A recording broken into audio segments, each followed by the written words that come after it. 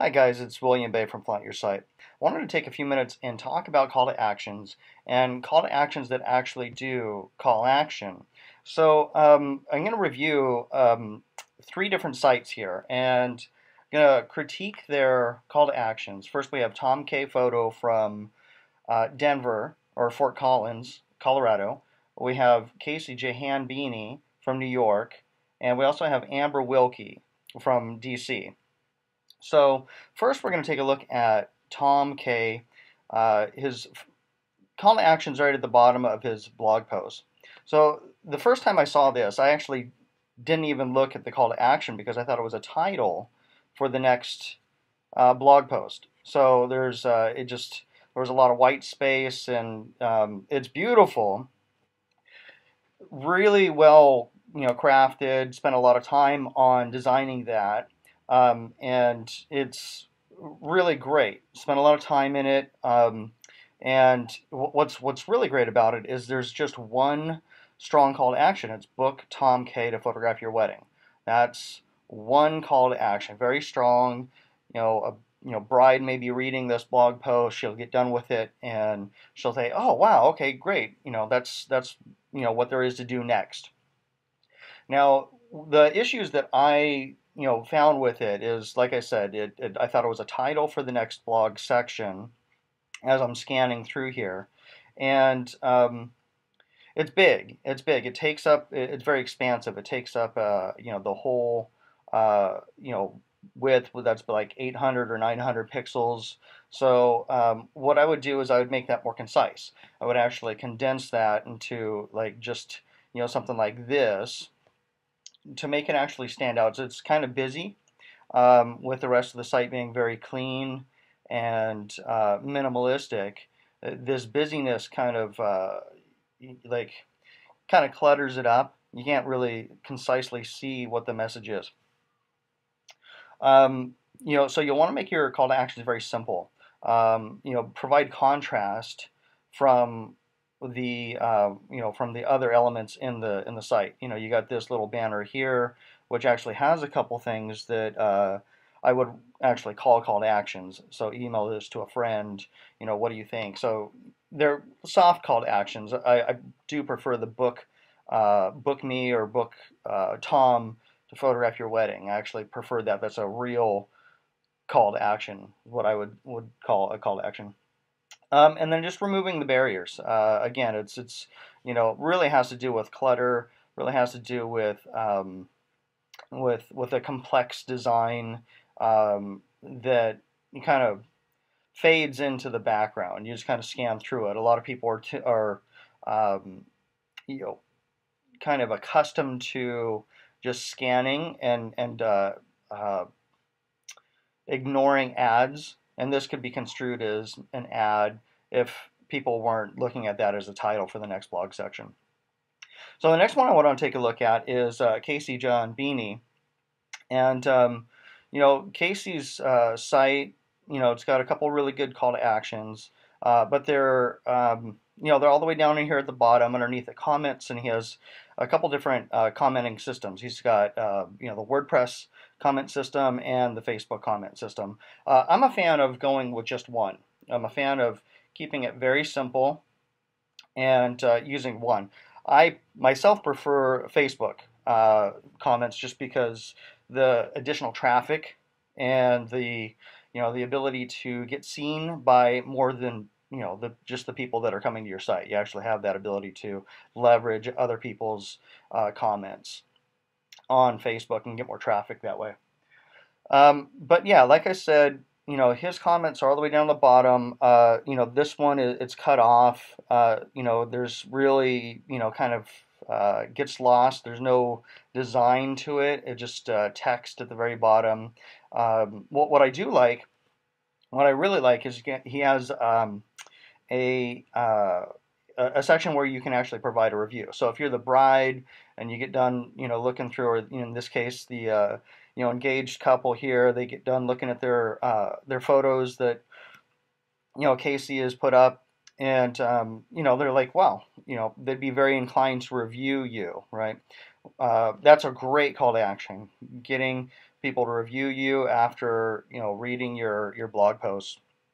Um, but you got to look. If you go to that page, he's only got one review so far. He may have just joined, but if you want to keep up on your call to actions. Are people actually taking those actions? So if he's only got one review, you know, maybe maybe there's a barrier there. You got to look and see, okay, are people actually doing that?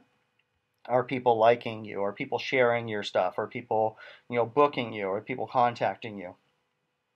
Um, so you just want to keep up. I actually prefer to keep reviews on site and then let things like Wedding Wire and Event Wire, things like those handle themselves. You got to look and see if you're getting booked from those.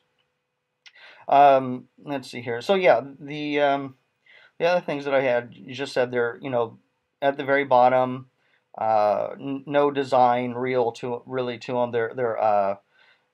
They don't stand out. You really want to have them up here, standing out so people can take that action that you really want them to take. Let's see here. Anything else on that? No. So over to Amber's, and Amber's is good. Amber's really strong. Design elements, they stand out. They say, hey, look at me, without being too in your face. Say hi.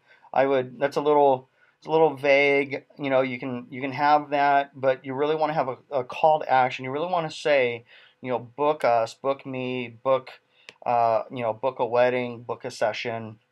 Something that actually uh, tells your readers, what options you have.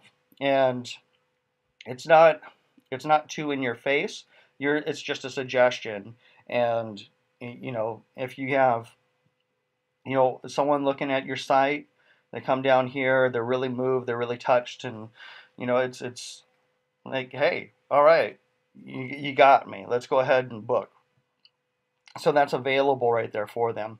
The Facebook it, the tweet me. The only thing I had about the tweet me is you had Facebook it and you tweet me.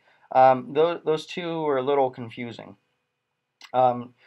Is this is actually a tweet the post, and this is or share that in Twitter, and this is also share this in Facebook. So I would make them consistent. So if it's Facebook it, I would put tweet it.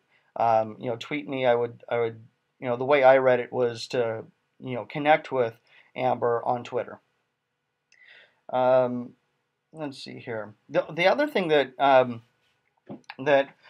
I really recommend is having a contact page. So if you click on, say hi, it actually emails Amber directly.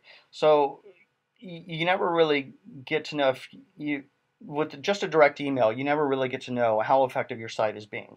So if you had this go to a contact page, you can see in your analytics how many people are going through to your contact page, and then by having a thank you page at the end of it when they complete the contact page, then you get to see how effective your site is being. If there's people that are abandoning your contact page, you can find out what's going on. You can look at it and say, all right, why are people abandoning the contact page? You're not going to lose people by not giving them the ability to directly email you. Um, if people really want to contact you, then they will. They'll fill out the form. They'll fill out, a couple items of information. Really, you're just looking for email, maybe a phone number, what type of service that they're looking for, and maybe a couple, different things that you would put in there. Budget, locations, things like that. That will give you a greater grasp on what's going on with your site, how effective that website's being. If they email you directly with just an email address, you don't get to you don't get that information. You don't know if they're coming from your website or not. It could be a referral, could be so you actually get to have that information for you. So I'm going to show you a couple that we've worked on that are really strong, I think, and really good call to actions. This is Frost and Roxburgh out of Australia, out of Newcastle, Australia. And down here at the bottom, very strong. Just drop us a line and book a wedding. There are two different pages. This is a contact page, and this is a book a wedding page. And looking through their analytics, they actually have people that go to the book a wedding page. So those are people that are like really serious and say, hey, okay, we love what we saw, and we want to book you guys. So book a wedding. We actually have this set up on this website. So if you're on a wedding, it says book a wedding, and if you're on anything else, it says book a session. So we got some conditional logic going on there. Same thing with Mercedes Morgan out of Austin. We have these nice little call to actions at the bottom. We got a couple soft call to actions like leave a comment and join us on Facebook. But we also have book a session. This is a engagement session, so that pops up as book a session. So when you're looking at your call to actions, you just really want to have clean, concise message.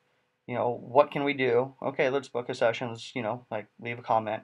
Um, you want it to be simple, accessible, clean, and a clear cut, very strong call to action. You want people to book you. You want you know you want people as clients. So let them know that you do. Okay, that is it. Thank you for tuning in, and go out there and fix your call to actions. If you need help, give us a shout over here at Flaunt Your Site. Thanks so much.